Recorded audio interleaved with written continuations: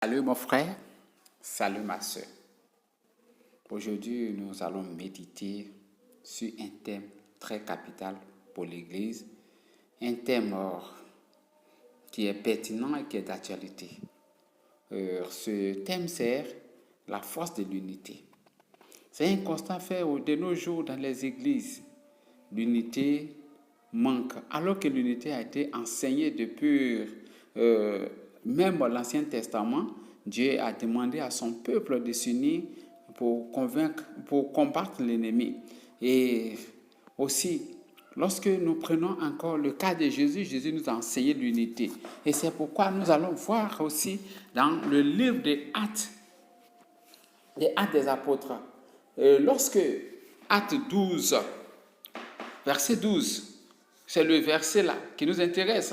Lorsque Pierre était arrêté, parce qu'il parlait de Jésus, parce qu'il prêchait, mais les frères sont restés en train de prier.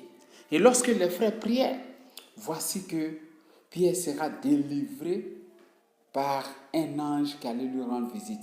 Maintenant, au verset 12, on dit quand Pierre sortit, il s'est dirigé dans la maison de Marie, là où les frères étaient réunis en train de prier. Frère, l'unité sauve. L'unité sauve. Lorsque un peuple n'est pas uni, il n'y a pas de force. Il n'y a pas de force. Lorsque une église n'est pas unie, cette église n'existe pas. Parce qu'elle ne peut jamais demeurer. Elle ne peut jamais être victorieuse. Elle ne peut jamais vaincre l'ennemi. Et c'est lorsque le frère sait que son frère est en danger. Le frère rend visite à son frère. Et c'est là que notre Dieu y travaille. C'est là notre Dieu travaille. Et c'est là que la victoire vient. Regardez un peu ce que Jésus va dire dans la Bible. Il dit si deux seulement s'accordent,